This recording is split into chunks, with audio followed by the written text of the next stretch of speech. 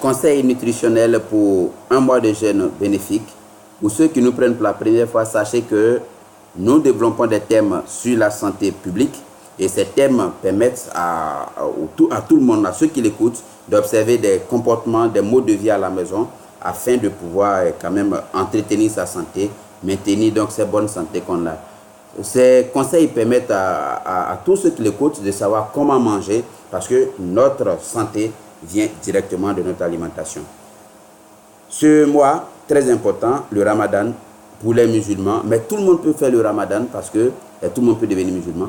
Et comme nous allons voir tout à l'heure, ce n'est pas seulement les musulmans qui doivent faire le jeûne, parce que le jeûne a un aspect thérapeutique, le jeûne a un aspect de santé. Et c'est cet aspect de santé que nous allons développer dans cette vidéo pour permettre à nos frères musulmans de se retrouver en très bonne santé après le mois.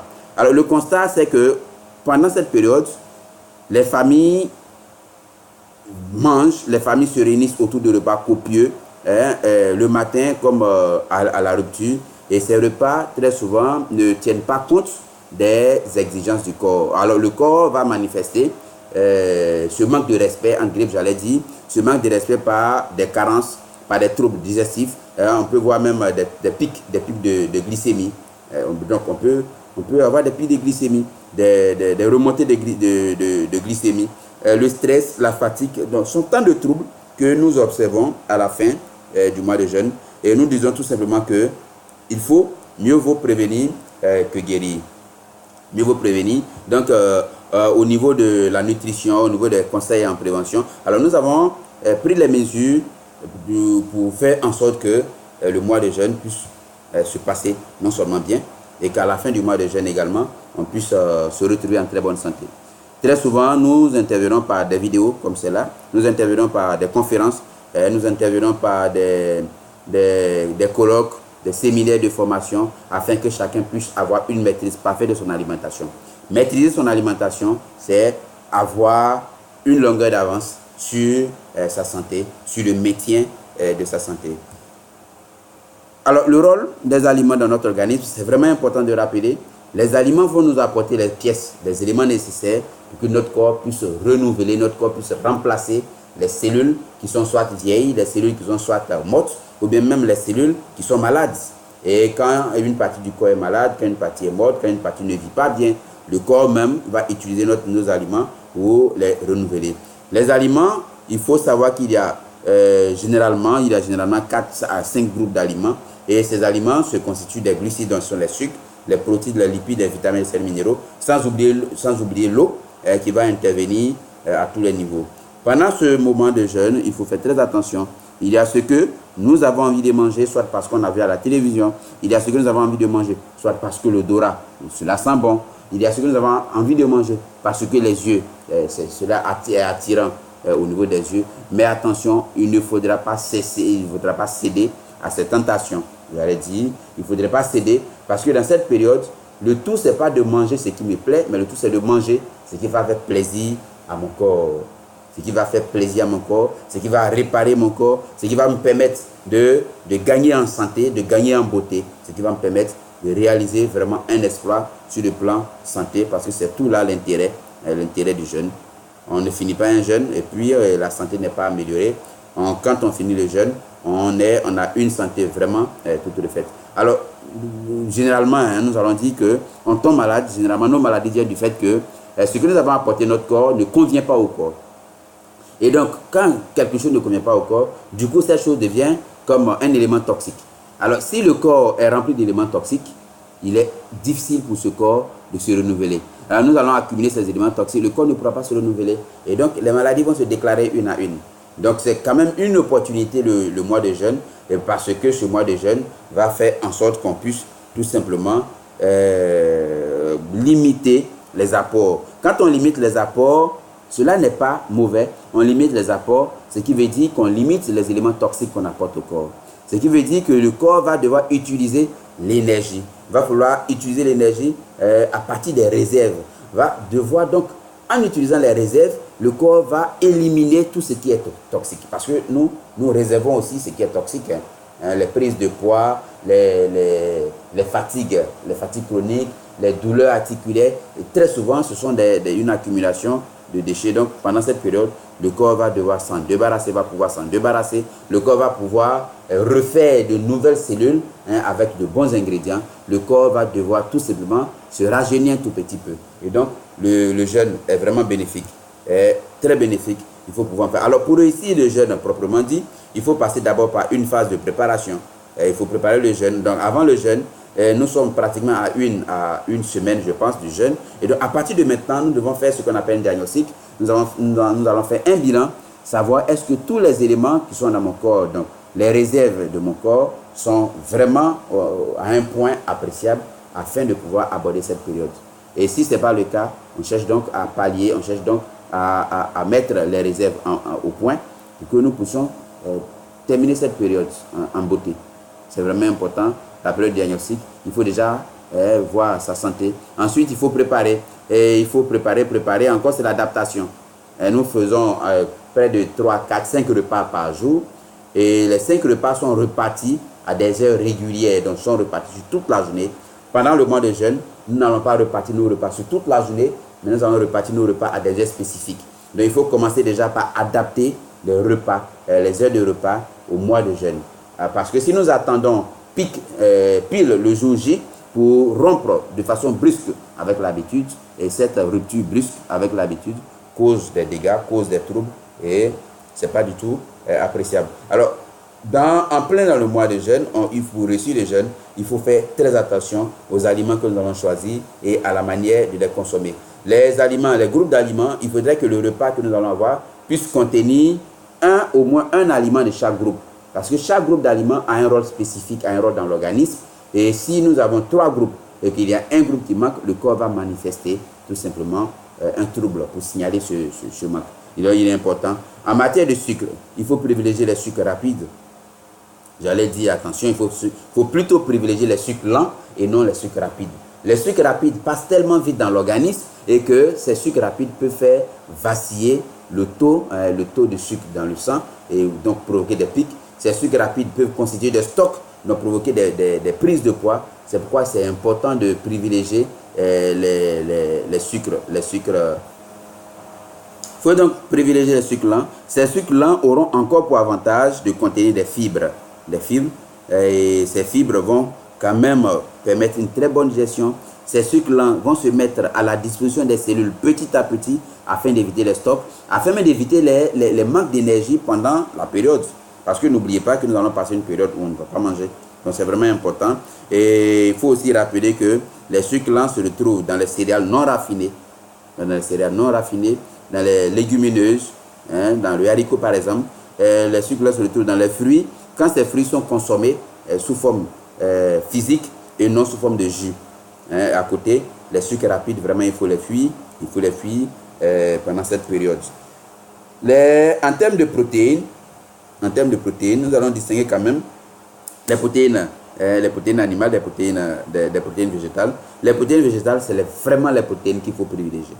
Et en cas de protéines animales, il faut opter pour la viande blanche. La viande blanche qui est beaucoup plus digeste. Il faut opter aussi pour le poisson qui est beaucoup plus digeste. Après les protéines, on a les huiles. Attention, ne pas faire les repas vraiment gras parce que l'huile, à un moment donné, va mobiliser toute l'énergie du corps pour la digestion. Et pendant cette période, on va se sentir lourd, on va avoir sommeil, on va avoir un manque d'énergie, on peut même avoir un trouble de sommeil. C'est pourquoi il faut privilégier les gras insaturés et de préférence l'huile de colza est quand même beaucoup avantageux pour son équilibre en différents oméga. Donc privilégier l'huile de colza. Et enfin, donc, les fruits et légumes, il faut privilégier les fruits quand on les mange physiquement et non les jus. Consommer une orange est très différent de boire du jus d'orange. Consommer une carotte est très différent de boire du jus de carotte. Voilà. La pulpe peut-être, mais le jus, vraiment il faut l'éviter. Consommer le fruit même de préférence. Et consommer les fruits de saison. Quand un fruit est de saison, le fruit est beaucoup plus bénéfique que lorsque le fruit n'est pas de saison. Alors, maintenant qu'on a vu les aliments, comment répartir ces aliments sur la journée? N'oublions pas que nous allons manger le matin, donc avant le lever du jour, et nous allons manger encore à la rupture. Et donc voilà, il faut répartir, il faut faire en sorte d'avoir 3 repas. Le premier repas, donc, avant le lever du jour, c'est ce repas qui doit être quand même complexe. Quand je dis complexe, contenir des sucres vraiment complexes, des sucres lents, des sucres lents. Et grâce à ces sucres lents, le sucre, l'énergie sera libérée lentement. Et quand l'énergie est libérée lentement, les cellules peuvent s'en servir. Elles peuvent se servir toute la journée. Quand le sucre est libéré lentement, on évite les stocks d'énergie, on évite les stocks de graisse. Quand le sucre est libéré lentement, le corps se sent bien et la digestion est vraiment active, de telle sorte que même les probiotiques se sentent aussi à l'aise. Il faut privilégier dans ce premier repas les aliments à haute teneur en fibres. La bonne nouvelle, c'est que les céréales non raffinées, qui sont des sucres complexes, sont aussi très riches en fibres. Voilà, et le repas, ce repas aussi, doit être vraiment riche en protéines. Et il faut vraiment éviter les sucres rapides dans ce repas, parce que c'est le repas qui va nous permettre de supporter le corps pendant toute la journée. Le second repas, le second repas qui est reparti en 2 étapes, c'est à la rupture. La première étape à la rupture, donc, il faut commencer la rupture parce que là, on a un estomac qui est vide. On a passé quand même une journée sans digestion et l'estomac étant vide, il faut commencer par l'eau normale, mais doucement, petite gorgée, pas en grande quantité. Il ne faudrait pas remplir l'estomac. Et il faut donc consommer cette eau en petite quantité, petite gorgée. Après l'eau, il faut penser à redonner de l'énergie de façon rapide à l'organisme. Mais attention, pas avec un sucre rapide. On va utiliser de préférence un fruit sec, donc notamment la date, appelée communément tamaro. Et ce fruit sec, hautement bénéfique en fibres, hautement bénéfique en sucre rapide, le corps va pouvoir récupérer ce sucre pour tout simplement faire en sorte que le corps puisse être à mesure de stocker l'énergie pour passer à la digestion des aliments que nous allons apporter par la suite. Digérer exige de l'énergie, mais il faut penser à tout simplement apporter de l'énergie. Après donc, vous avez apporté de l'énergie, on va donc passer à une soupe qu'on va consommer chaude. On va la consommer froide, on va consommer la soupe chaude. La soupe, épinards, tomates, carottes, aubergines, haricots verts. Donc, on fait une soupe qu'on va consommer chaude afin de non seulement d'hydrater le corps, afin d'apporter des éléments au corps. C'est vraiment important de veiller à son alimentation à cette période. Donc, c'est le second repas, la première étape du second repas. Après la première étape du second repas, nous allons faire la deuxième étape du second repas, 1, 2 ou 3 heures après. Et cette seconde étape doit être tout simplement précédée encore d'une soupe chaude ou alors d'une salade de crudité. Et après donc la soupe chaude ou la salade, on passe maintenant au repas consistant. Mais attention, un repas aussi qui est riche en sucre lent, pas un repas qui est aussi ilé. N'oubliez pas qu'après là, nous passons au lit. Et pour éviter d'avoir des troubles de sommeil, sachant que nous allons nous réveiller avant le lever du jour, il faut éviter d'avoir des troubles de sommeil. Et donc consommer un repas vraiment équilibré. Et après le repas, on peut consommer d'une boisson, on peut accompagner d'une boisson chaude. D'une boisson chaude, c'est vraiment important pour accélérer la digestion. Et puis voilà. Il est important de rappeler qu'il faut rester hydraté pendant cette période. S'hydrater au maximum pour permettre à l'organisme de se ravitailler en eau. Alors 10 conseils, ne pas sauter le premier repas, vraiment idéal, vraiment important. Privilégier les glucides complexes, privilégier les aliments à haute teneur en fibres, les aliments riches en protéines. Il faut avoir pour objectif de consommer au moins 7 portions de fruits et légumes.